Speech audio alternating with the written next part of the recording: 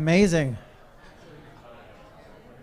Well, thank you, everyone. The next panel is going to dig deeper into Congressman Boyle's comments about crypto's role in America's future and the importance not only to its economy, but also our national security. And Injective's John Medel has the distinct honor and maybe the Herculean task of navigating the conversation with 4 of Congressman Boyle's colleagues in the House, and I'll let him take it away. Good luck. Perfect.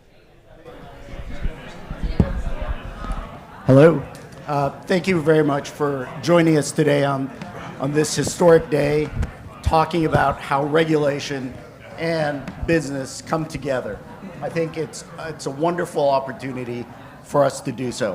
Why don't we get started? I know we have limited time,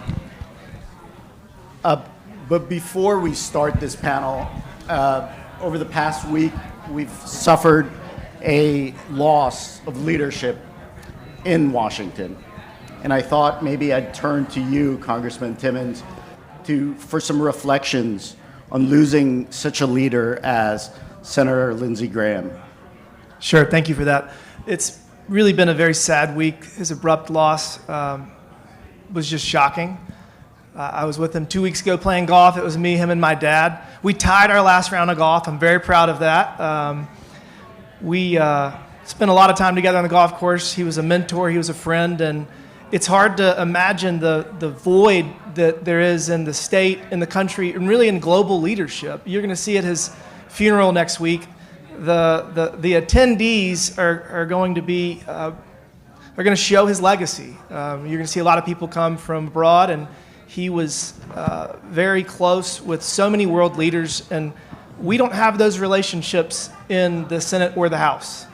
They cannot be replaced. It will take a long time, and we're going to do our best to mourn him and to celebrate his life, but he would want us to get back to work, and he would want us to continue working hard to solve the problems that the American people need us to solve. So it is a huge loss, and we're going to celebrate his life, but he would want us to move forward and keep working hard. In that spirit, and thank you for those remarks and starting us off, in that spirit, in fact, maybe I can turn to all of you and ask you your introduction into this new technology called blockchain. What first attracted you to this technology, and why do you think it's an important time to be looking at and moving forward with legislation on the blockchain? Well, I represent the state of Wyoming, and Wyoming was at the forefront of putting together the statutory framework for blockchain and crypto. And so the first bill that they passed was in 2018, 8 years ago. And so it has been, I think, something that's been kind of at the forefront of discussions in Wyoming simply because we were out there ahead of most other states. Also, Wyoming is one of the largest energy producers in the nation, and obviously the data centers, AI, crypto, blockchain, all of this is going to require a lot of energy. We all know that. And when you come from and represent a state like Wyoming, you need to be innovative and you need to be involved in the discussions on these issues to make sure that we can meet the demand for what this kind of an industry is going to pose. So I have the distinct privilege of serving in Congress and in the military. I'm a captain in the South Carolina Air National Guard, and I first got exposed to this through my cybersecurity endeavors. And I got a master's in cybersecurity 6 years ago, and we had a full class on blockchain technology and on the emerging technology and the way that we were going to see the world around us change. And I think it's really critically important that the U.S. economy remain the center of the global economy. And if we miss out from a regulatory perspective on making sure that we're the best place to start any business, particularly emerging technology, we're going to fall behind, and we cannot do that. So I've had a distinct pleasure of being on the Digital Asset Subcommittee. We have been working very hard on stablecoin, on Genius and Clarity, and we're going to get it done. And I've also been at the forefront on the political side. So obviously the digital assets community has become particularly active, and I'll start and end the same way. I would hate to be the member of the House or the Senate that tried to stand in the way of clarity. So, with that, I'll turn it over to you. Well, good afternoon. I'm Congressman Steven Horsford. I represent Nevada's 4th congressional district that includes Las Vegas and 50,000 square miles state of Nevada. And it's great to be here at Injective Summit and with my colleagues.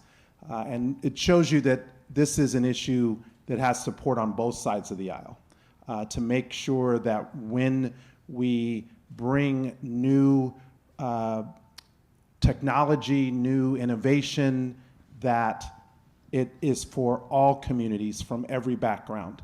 One of the areas that I work on the Ways and Means Committee is making sure that we have policies that create parity, that ensure that no matter what your background is, since this is a new area, we want people to be equipped, educated, for them to have access to blockchain and the innovation that it provides, and most importantly, that we are advancing policies that help to narrow the wealth gap in this country, not increase it. And I believe that digital assets are an avenue for that, and that is why I have supported legislation, including the Clarity Act, and I'm the primary lead Democrat on the parity legislation that we're working to reach bipartisan agreement on, so that as we adopt these practices, we're also updating our tax code to meet that demand. And that's something I want to just point out, that this is a bipartisan panel. It shows how bipartisan these issues are, and really the benefits that there are for all Americans, in fact. And so, Congresswoman, maybe diving a little deeper into the Clarity Act that's, Congressman Evans, let me give you a chance, put you in the hot seat for a little bit here. Maybe allow you to introduce how you came about getting introduced to blockchain technologies, and what do you feel passionate about it, and what are some of the areas you're looking at in producing legislation? Yeah, so thank you so much, and sorry I'm late. It's votes today, final votes, and so I got tied up in a veterans issue. But Gabe Evans, congressman from Colorado's 8th Congressional District, and I'm a millennial, which means I like to stay up to date on a lot of these new and emerging technologies. Big fan of blockchain because of the broad applicability of blockchain. Its security, but its security comes from its transparency. So very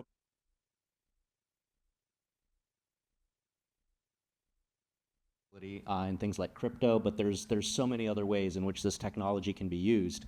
And so for me, from a legislation perspective, with my background, 12 years in the U.S. Army, and then another 10 years in law enforcement, that really informs what I want to do in this space and what I want to see happen in this space, which is, from the military perspective, we know that the U.S. has to maintain its position of global leadership in these areas, because if we're not leading, other people are going to be leading. That's going to be bad for national security, for our economy, for jobs, for so many other different things.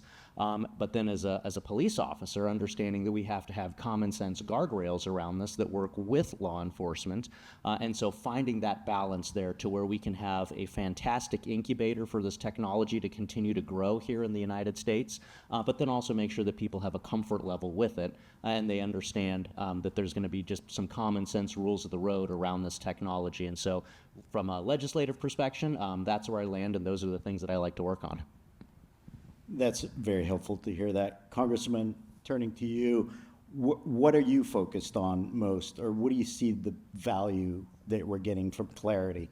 So one of the things I want to talk about is the fact that the reason it's been a challenge to get some of these bills through is that we're dealing with technology that for a lot of people, they don't understand it, including people in Congress and staffers. So we're all kind of moving forward with trying to figure out, okay, what is crypto? What is blockchain? How does this affect my life? How does this impact our military? What do we need to do to make sure that we are staying at the forefront of the AI war?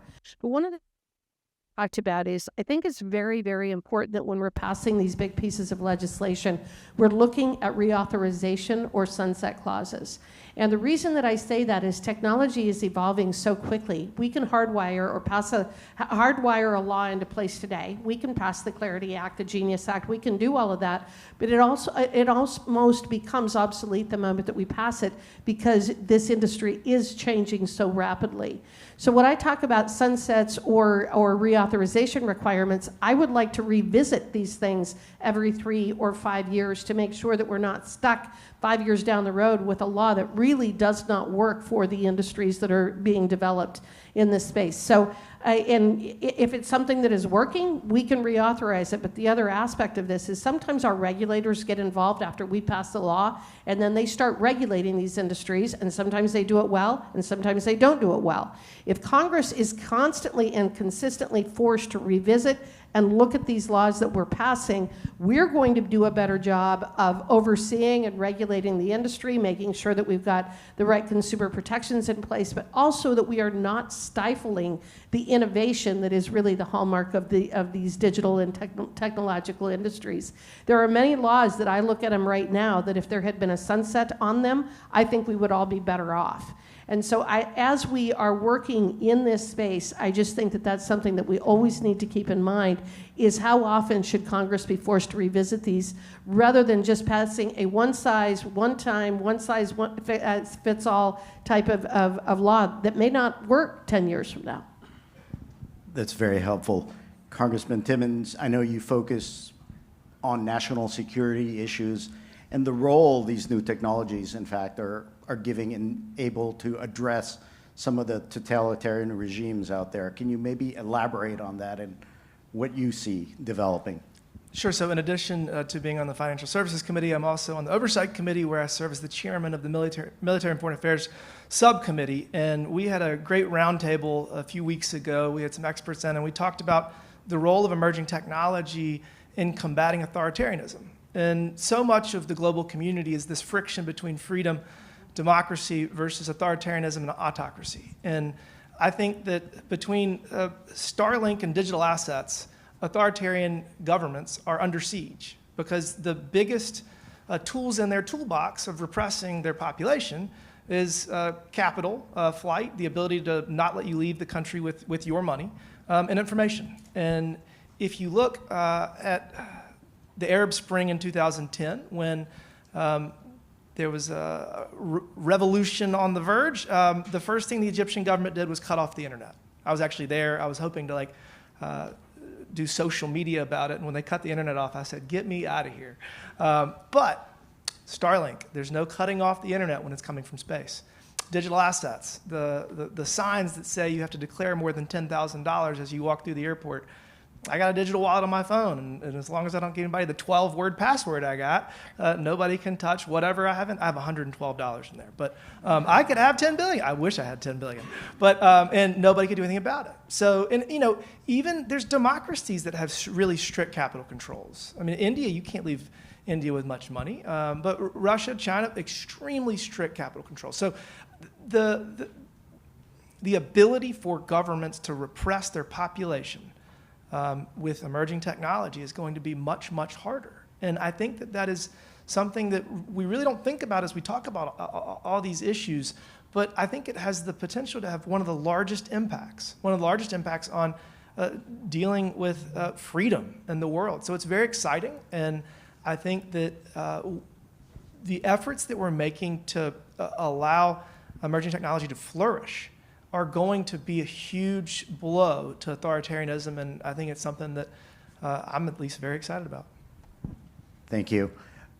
Congressman Evans, what is your focus? I know you mentioned the law enforcement aspect, and there's been a lot of discussion about law enforcement recently on the Clarity Act. Can you sort of discuss with this group how do you feel those type of issues will be resolved in making sure innovation can continue while addressing law enforcement's concerns? Yeah, absolutely. Great question. And I really want to build on the things that have been said before in terms of a lot of this just boils down to having those socialization conversations with law enforcement to help them understand the technology, because you fear what you don't know. And so, as a 10-year cop, but also with a vested interest in this, just being able to serve as that bridge. I know my office has done a ton of work between a lot of the different crypto groups, but then also working with the law enforcement groups and just serving as that bridge and serving as that gathering point to be able to have those subject matter conversations to help folks wrap their mind around the new technologies, the capabilities of it, and how we can have that good working relationship together. Because again, then that helps bring the temperature down across a lot of conversations to where the good things, the first seminar I guess I ever went to in this space came with hand motions. And they really resonated with me. So I'm going to go through those hand motions right now to wrap out this point, which is the way a lot of folks think about technology is this way. It's vertical integration, it's intranets, it's silos, and that leads to the ability of technology to be used to repress. So we were talking about capital flight and information flow, because when you have that vertical integration in technology, that siloing effect, that lends itself to an element of control. And so as a small government conservative, I want to see crypto and blockchain and those technologies come, because that's open, it's transparent, it's durable. That has a leveling effect to do everything that my partner here just talked about, in terms of being able to break down those barriers that tyrannical regimes use to control their people. And so being able to have those conversations with law enforcement, being able to help them understand how to work with this technology so it can grow and flourish, and we can get back to that breaking down of silos, that breaking down of tyrannical regimes, that breaking down of the oppression of other human beings through more freedom and more durability in the financial space, that's incredibly important. And so building those bridges with law enforcement so that they understand how to let the good guys flourish, how we can put the rules of the road around the good guys flourishing, and not have loopholes that can be exploited by your cartels and your terrorist organizations and bad actors, human traffickers. That's kind of the node that my office has worked on very, very hard. To just have those granular subject matter conversations, so we can get the terrorists, we can get the bad guys. You don't have billions of dollars of drug money moving around in this space, but you can also have that empowering, leveling, free effect from being able to leverage these technologies.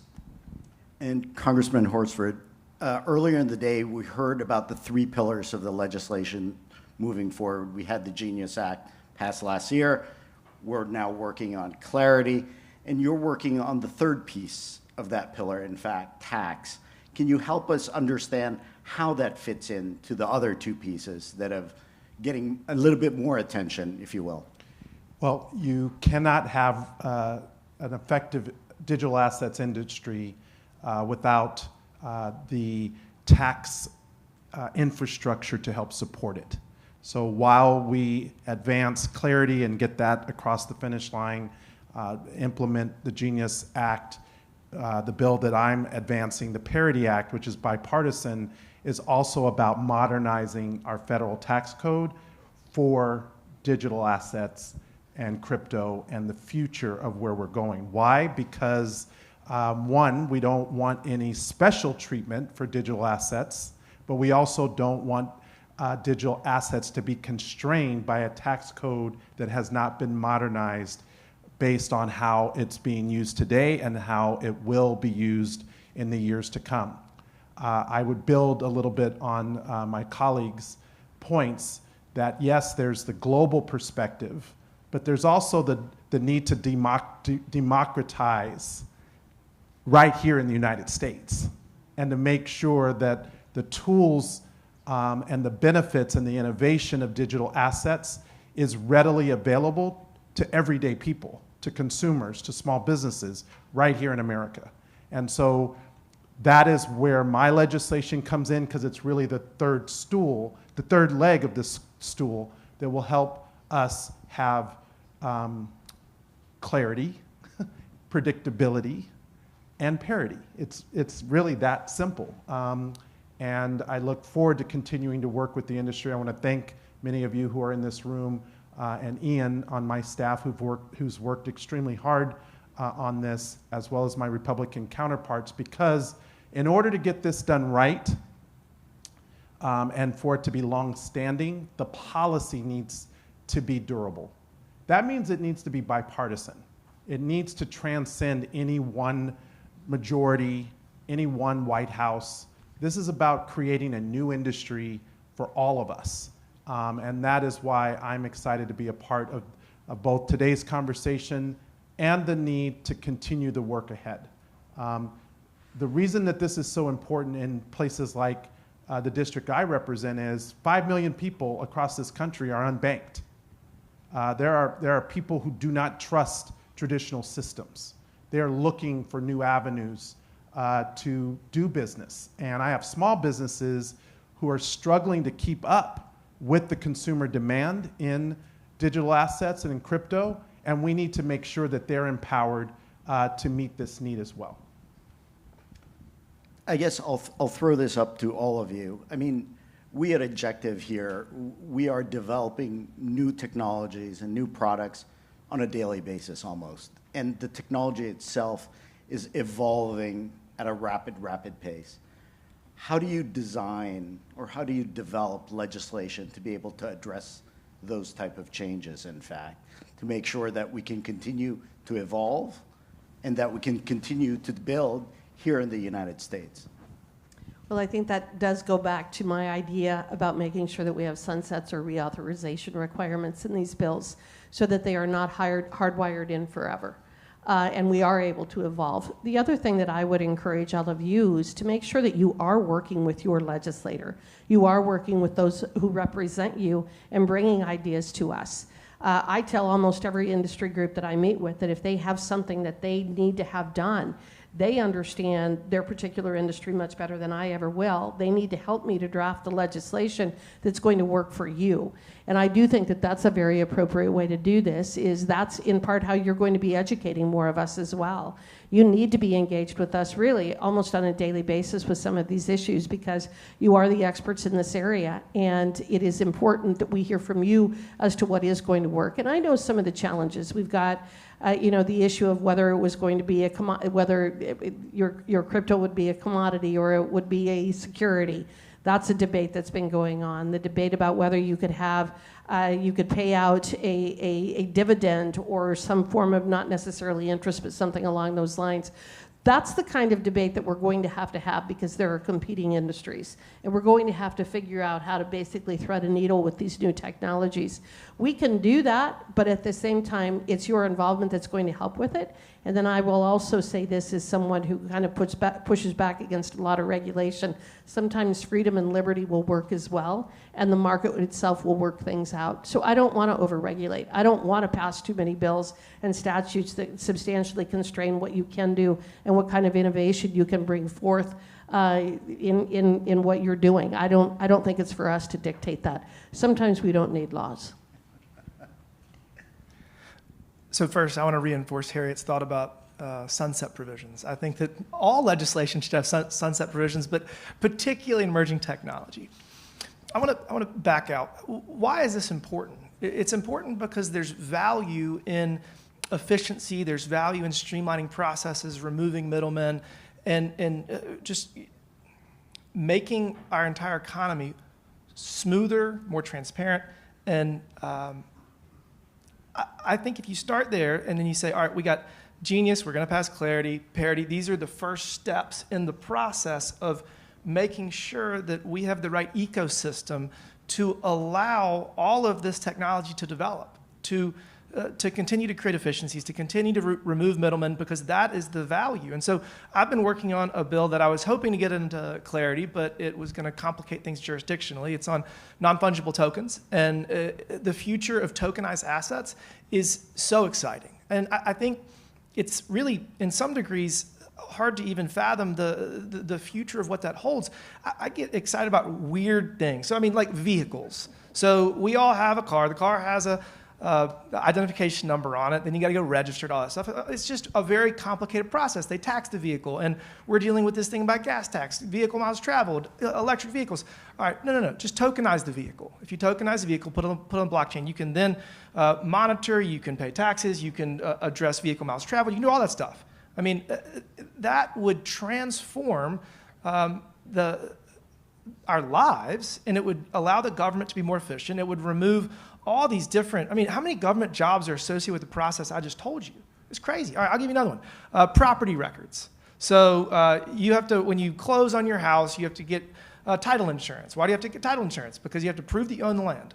You can tokenize land, and you could put that on the blockchain, and you just got rid of the entire title insurance industry, sorry. You got rid of, the recorder of deeds. How many people work there? I mean, across the country. Like, just think about it. And that's just two weird examples. So as we go through this process, our job in Congress is to make sure that we are legislating an ecosystem that protects consumers. We got to protect consumers because there's obviously potential downsides of this. But we got to make sure that this is the best economy in the world, and we are the center of the global economy. So we've started out with Genius. We're about to get Clarity. Parity's going to get done. We got to continue to layer on top of that with other frameworks that allow the ecosystem to flourish. And so that's our job. And obviously, the digital assets, the crypto community has been very active in the last few years politically because we needed a kick in the butt. I mean, we needed to focus on this. We were going to lose this fight. Businesses were going overseas at an alarming rate, and they're going to come back. They're going to come back very fast because our system of government, our judicial system, the trust in our judicial system is unique, and we have a very developed legal system. And so we are the best place to start and build a business. But we were not going to be if we didn't get this right. And that's why we've been working so hard on it. And it's been incredible to see the transformation of the level of understanding. Originally, it was nobody understood it, or very few people did. And then they were like, oh, we got to pay attention to this. And they're like, oh, I don't want to be against that. So that's where we are now. And this is one of the president's top priorities. And you're like, I love it. It is one of Congress's top priorities. We're going to get it right. We're going to get it done. And we're going to allow the businesses to continue to innovate and to continue to cut out middlemen and to continue to disrupt, because this disruption is positive. It will improve the lives of millions and millions of people, billions of people, and it is our job to make sure that we protect people, but that we create the framework to allow it to flourish. Yeah, I think building on what's been said here, we want to legislate with the lightest touch possible. We don't want to have unintended consequences coming from congressional action. But by that same token, we don't want to have unintended consequences from congressional inaction. So it's one of those things where we have to get it right. And again, as a small government conservative, that means that I believe you all know how to do your jobs in your industry better than I know how to tell you how to do your jobs in your industry. And so it really boils down for me to the stakeholdering process and to pulling together these coalitions to have the conversations, because if industries and the adjacent partners can have these conversations and can sort out things and then come with consensus to Congress and to legislators, then to me that strikes that perfect balance, because it's now a consensus from the industry subject matter experts to allow industries to grow and to flourish, to make sure that we maintain our position of global dominance, but that also puts those common sense guardrails in that have been agreed upon by the people that know this way better than I do, because you live and breathe this every single day, and I get to bounce around across the length and the breadth of the U.S. economy. And so, again, I'll just go back to the law enforcement thing. You build that coalition if you have financial crimes investigators, and they're concerned about how can blockchain and crypto and this new space be used for criminal purposes, moving drug money around, human trafficking, things like that. You assemble that coalition, and I get smart blockchain folks, I get smart crypto folks to sit down with smart financial crimes investigators. You all talk it out, figure out what we need to do to have a safe, responsible set of laws and regulations in the space. And then just by convening those conversations, then we can get that lightest touch possible. But then the positive benefit of that is now everybody feels confident that this is going to be a responsible, well thought out, well developed solution that keeps everybody safe, empowers the good guys, but also has the tools to make sure it's not abused. And you get that lightest touch possible just through that coalition building. Yeah, the word I'd add is opportunity. This is about creating opportunity for all the developers, the creators, the innovators in this space. And as you develop, create, and design, we want to make sure that there is a system in place that protects your investment and that protects the tools that you're creating from a digital asset standpoint. And why is that important? Because while there's tremendous wealth to be created from this, we want that wealth to be protected. And I really appreciated the comments around consumer protections, so that is a factor. Making sure that the regulatory piece of this is handled. And I agree, there's a need to not over-regulate, but coming from a state that has gaming, you want proper regulation so that you keep bad actors out. And you have a standard that people know and is predictable for them to reach. And third, you want the taxation and revenue structures to be in place, again, in a fair and impartial way so that, one, you can contribute your fair share, but also so that there aren't these areas where people can evade. And those are the types of principles, I would say, that guide good policymaking. But you're at the center of that. It's the people who should drive their representatives to develop good policy, not representatives dictating what this is for you and your industry and your expertise and the knowledge that you bring. And that, to me, is about creating opportunity for all of us. Now, they gave me the signal to wrap up. We have about 30 seconds here. I can't let you go without putting you guys on the hot spot or the hot seat and ask you, are we going to get clarity done? Or are you going to get clarity back to you from the Senate and you guys be able to move on it? Yeah, the House did its job several times on this issue. It will get done while more and more people stay engaged and hold their elected officials in both the Senate and the House to not walk away when we are so close to having good policy. It's not perfect. There are always improvements that can be made to any legislation.